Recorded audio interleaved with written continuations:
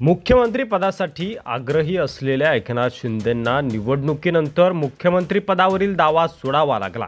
त्यानंतर गृह खात्याचा आग्रह शिंदेंनी केला, मात्र ते खातं देखील त्यांना मिळालं नाही।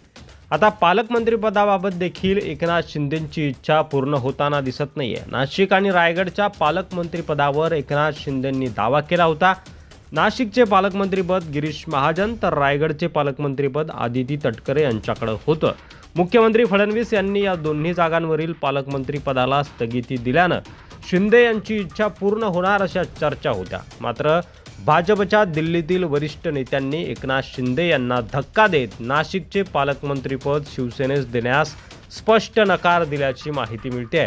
नाशिकमध्ये 3 वर्षांनंतर सिंहस्थ कुंभमेळावा होणार आहे, त्यामुळे नाशिकचे पालकमंत्रीपद हे गिरीश महाजन यांच्याकडेच राहणार असल्याचं एकनाथ शिंदेंना स्पष्ट करण्यात आल्याची माहिती सूत्रांनी दिली आहे। रायगड जिल्ह्याच्या पालकमंत्री पदाबाबत देखील हस्तक्षेप करण्यास भाजप श्रेष्ठींनी नकार देत हा प्रश्न एकनाथ शिंदे आणि अजित पवार यांनी एकत्र बसून सोडवण्याच्या सूचना केल्या आहेत। गिरीश महाजन यांना पत्रकारांनी पालकमंत्री पदाबाबत विचारले असता ते म्हणाले की पालकमंत्री पदाबाबत मला अजून कुठलीही अधिकृत माहिती मिळालेली नाही। पालकमंत्री पदाबाबत काही माहिती असेल तर ते मुख्यमंत्रीच सांगतील, तीच माहिती अधिकृत समजली जाईल असं गिरीश महाजन यांनी म्हटलंय। नाशिकच्या पालकमंत्री पदासाठी आग्रही असलेले मंत्री दादा भुसे यांनी पालकमंत्री पदाबाबत माझा हट्ट नाही। कुंभमेळ्याबाबत 1-1.5 वर्षापूर्वीच गिरीश महाजन यांच्यावर जबाबदारी निश्चित करण्यात आली होती, त्याबाबत आम्ही त्यांना सहकार्य करू असं एका वृत्तवाहिनीशी बोलताना दादा भुसे म्हटलेत।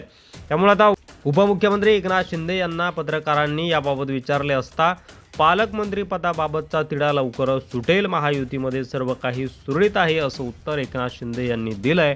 मात्र तरी सुद्धा एकनाथ शिंदेंना दिल्लीतून धक्का दिलाय आणि पालकमंत्री पदाबाबत मध्यस्थी करण्यास व नाशिकचं पालकमंत्री पद एकनाथ शिंदे यांना देण्यास भाजप श्रेष्ठींनी नकार दिल्याची माहिती मिळते आहे। यावर तुम्हाला काय वाटतंय? हळूहळू भारतीय जनता पार्टी एकनाथ शिंदेंची ताकद कमी करते का, त्यांचे पंख छाटते का?